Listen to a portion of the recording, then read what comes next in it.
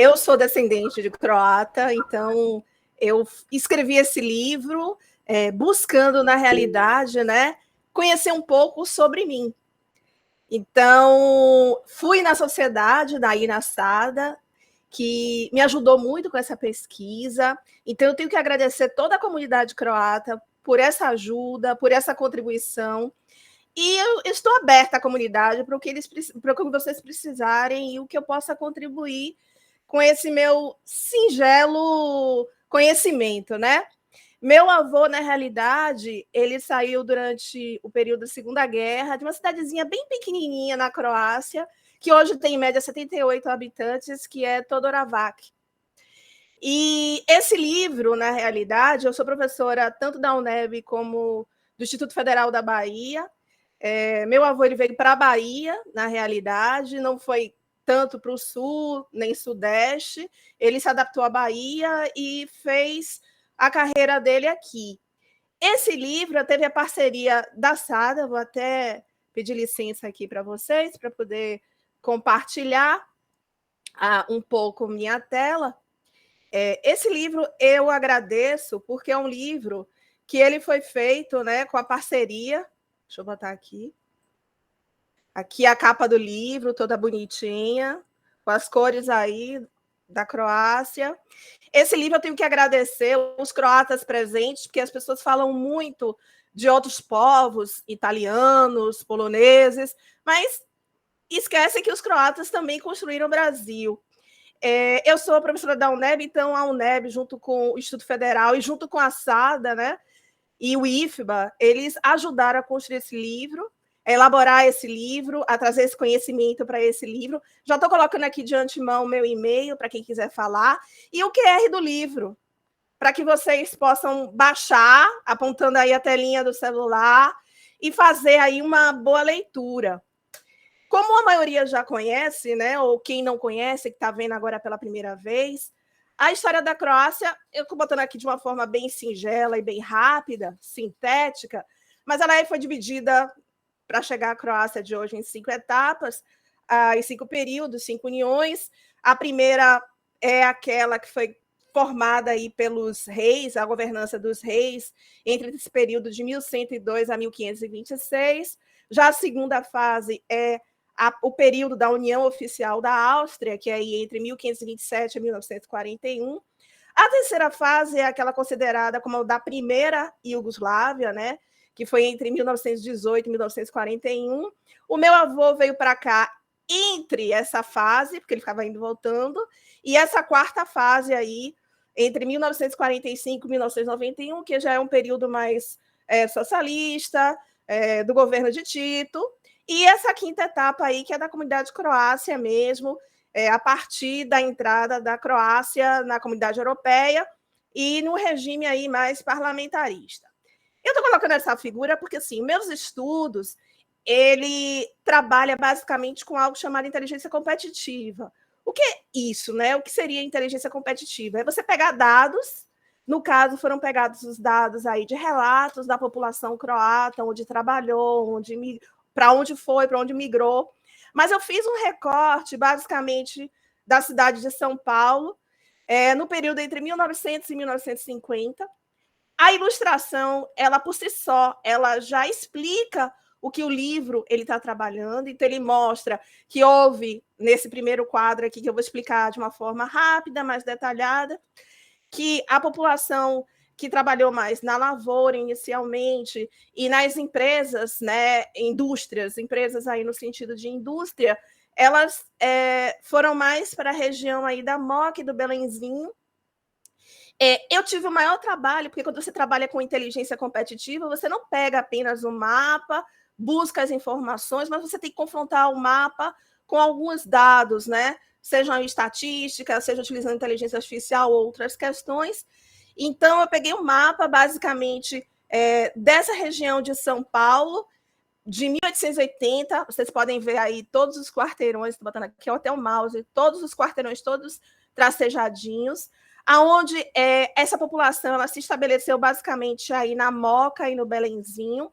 Então, o local que eles se estabeleceram estão aqui nesses retângulozinhos vermelhos, E vocês podem observar que eles se estabeleceram aí, basicamente, porque as indústrias, elas se encontram aqui os galpões, as indústrias de uma forma geral, nessa área. Aqui tem uma linha de trem, aonde era inicialmente utilizada para poder, como é que eu explico para vocês? Para poder levar a parte de café, e era muito mais em conta trabalhar com o trem do que com os navios, porque o valor na época era menor. Para vocês terem ideia, o porto, quando saíam essas sacas de café, custavam pelo porto e por essa linha de trem aqui, em média, no período, R$ 140. E se fosse de mar, basicamente, ia ter um preço de R$ 440. Então, quando você confronta esses dados, a gente vê por que as empresas elas se estabeleceram aqui, por causa dessa infraestrutura, por que a população croata também se estabeleceu aqui, não só por causa das empresas que estavam aqui e que eles residiam nesses retângulozinhos, mas também existiam outros itens que promoveram isso, tipo esse losangozinho amarelinho aqui, que é onde estava o hipódromo na época, e aí, nesse hipódromo, tinham grandes atividades. Hoje é a administração regional, daí da Moca, e um outro item também que promoveu essa localização dessa população é aqui, esse outro item aqui, que é a ferrovia, não, o Museu dos Imigrantes. É um outro item que favoreceu também. Aqui, não sei se vocês conseguem ver, havia toda a parte de trilho, né, que foi estabelecido na época, que fazia a locomoção dessa população croata para as empresas e também para outros locais aqui, que vocês, eu não vou ler todos, mas vocês podem visualizar aí o nome das empresas, né? O nome dos locais que eles se divertiam, como os clubes, como também a parte do Damácia Esporte Clube e a construção até da própria Sada, onde vocês se encontram aí, que está no triângulozinho verde, aqui, ó. Agora, São Paulo é um local muito dinâmico, então, infelizmente, né, toda essa construção, toda essa divisão que existia nesse período, hoje não mais existe. E a maior parte dos empreendimentos que existem hoje aí são, na realidade, estacionamentos. Eu também fiz alguns cálculos para ter uma ideia de quanto tempo era o deslocamento dessa população até o trabalho, quanto tempo elas andavam observando o terreno da época. E aí eu achei aí um cálculo de mais ou menos 35 minutos para chegar aos principais locais onde se diverte, onde se trabalha, e um tempo aí, né, um percurso de mais ou menos 3 quilômetros. Esse aí foi o estudo, né? Tá mais aprofundado, os locais. Esse aqui já é um mapa da São Paulo mais de hoje, onde a gente consegue localizar. Eu já botei aqui os empreendimentos, né? Os mesmos empreendimentos que estão lá. Então, a gente consegue localizar os locais onde os croatas estudavam, os locais que a indústria têxtil, que foi uma das principais impulsoras para esses croatas que foram para essas regiões aí de Belém e Moca se estabelecerem. E uma coisa interessante que eu esqueci de falar para vocês, aqui tem o local que é a quarta parada, porque o nome é esse, quarta parada, porque era o local do bonde. Se você fizer um estudo onde esses croatas, eles pegavam basicamente o transporte e continuam em São Paulo com o nome aí de quarta parada. Ali perto também tinha um cemitério, onde esses croatas, eles enterrava seus entes queridos, mostra as igrejas católicas também, que eles fazem parte ou faziam parte até hoje. Mas é isso. Essa parte, basicamente, que eu estou mostrando para vocês, é onde se estabeleceu a população croata que trabalhava nas indústrias. Com o crescimento da cidade de São Paulo, aqui a gente pode ver alguns empreendimentos croatas que foram mais para o bairro da Sé e da Moca, período em que estava formando aí o viaduto, né, do chá, que estava ligando o centro da cidade de São Paulo ao novo centro.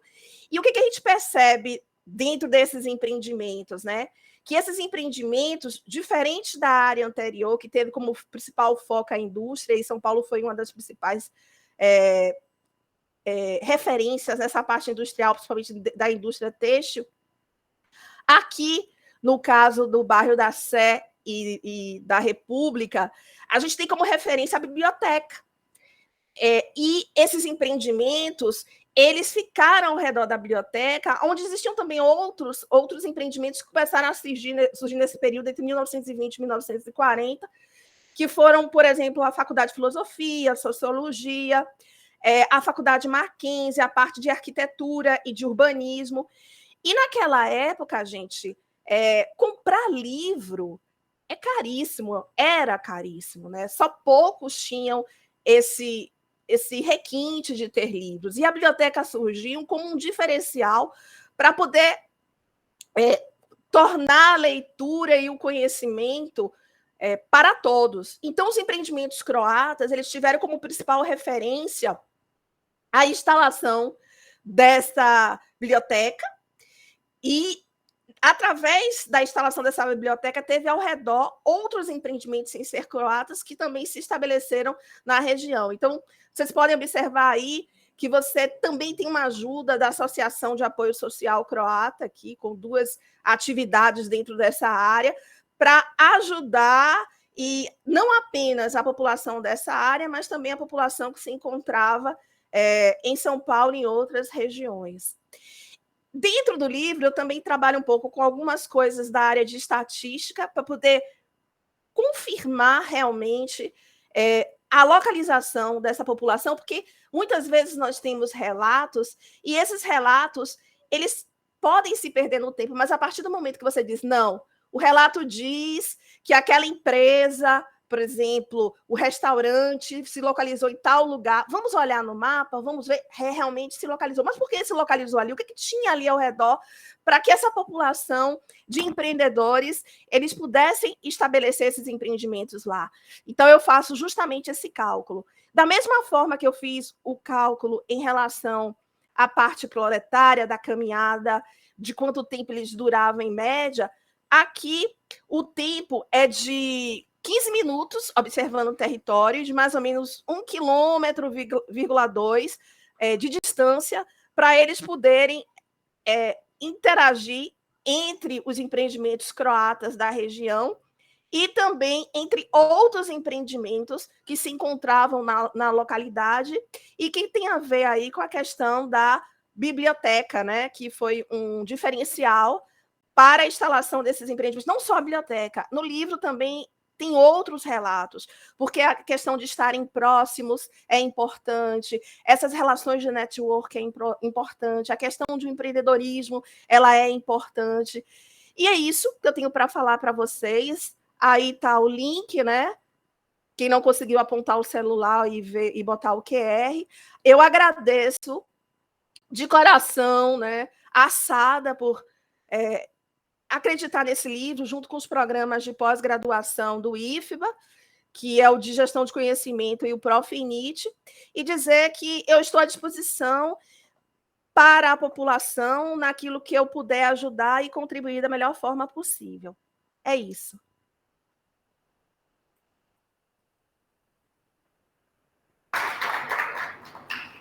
Muito obrigado, Alicia. Você não pegou um pedaço dos aplausos, mas a gente aplaude sim a sua apresentação.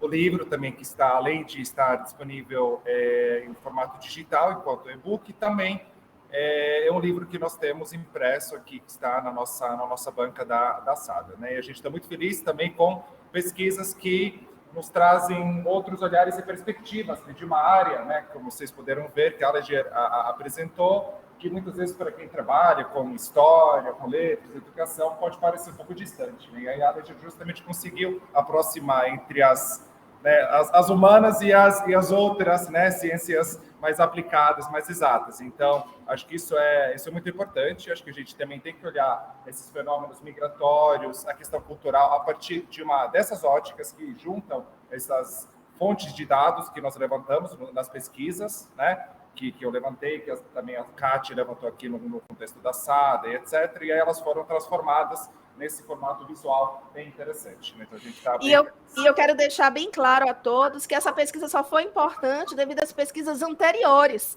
feitas pela própria SADA.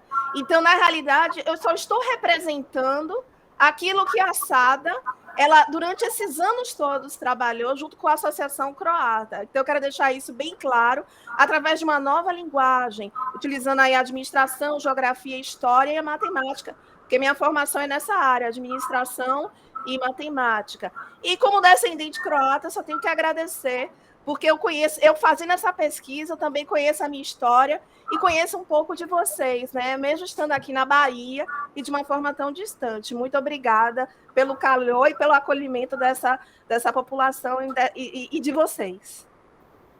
Obrigado, Aliger, e nos alegra também ter, né, descendentes e não descendentes de outras regiões fora de São Paulo, inclusive sul, sudeste, que estão pensando nesses assuntos. Acho que isso também, como você falou, a gente também se sentiu acolhido aí pelo seu trabalho.